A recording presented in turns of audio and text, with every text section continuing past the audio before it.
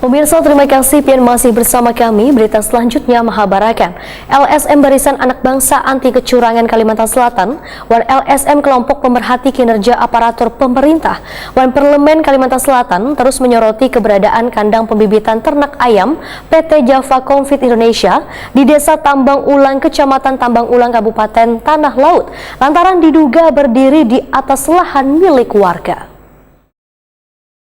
LSM Barisan Anak Bangsa Anti Kecurangan Babak Kalimantan Selatan wan LSM Kelompok Pemerhati Kinerja Aparatur Pemerintah wan Parlemen KPK-APP Kalimantan Selatan terus menyoroti keberadaan kandang pembibitan ternak ayam PT Java Confit Indonesia yang berada di Desa Tambang Ulang, Kecamatan Tambang Ulang, Kabupaten Tanah Laut yang diduga berdiri di atas lahan milik warga ini. Bahkan dugaan lainnya bila keberadaan kandang pembibitan ternak ayam tersebut tanpa mengantongi izin yang jelas.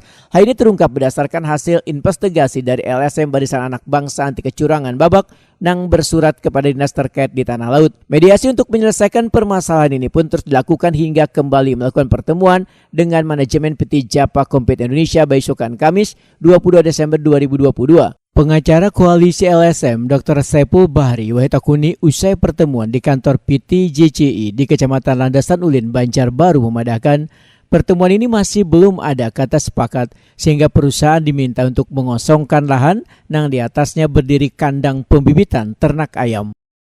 Minta nanti pihak pengadilan untuk menonaktifkan aktivitas di situ dari pihak perusahaan. Ya. Kita akan minta ajukan kepada pihak pengadilan agar itu dikosongkan sebagaimana awal kedudukan atas tanah dalam status quo. Ya.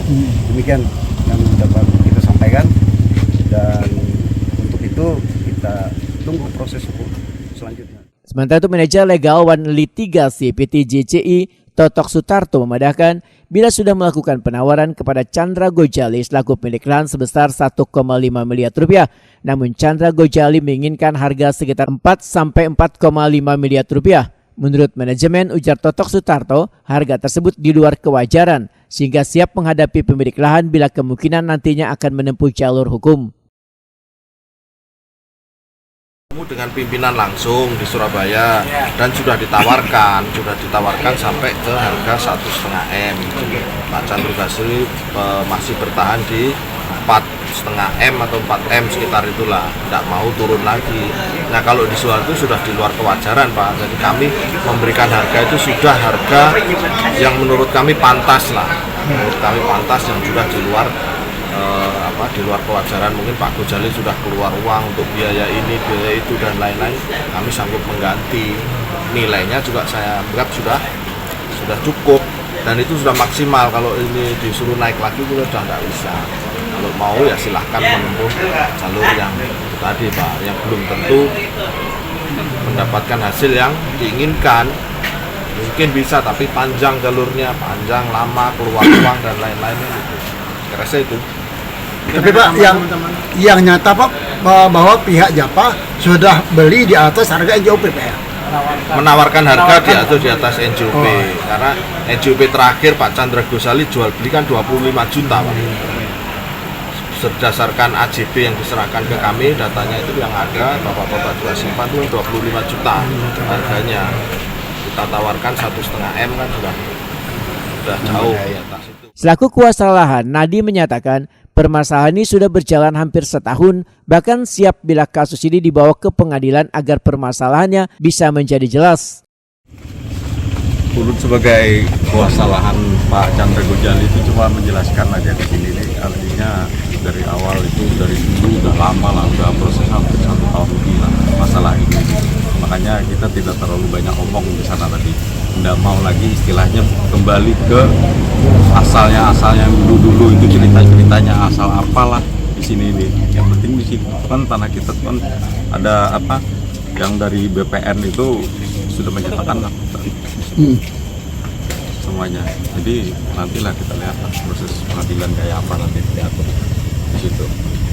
Biar diselesaikan aja semua di situ tuh.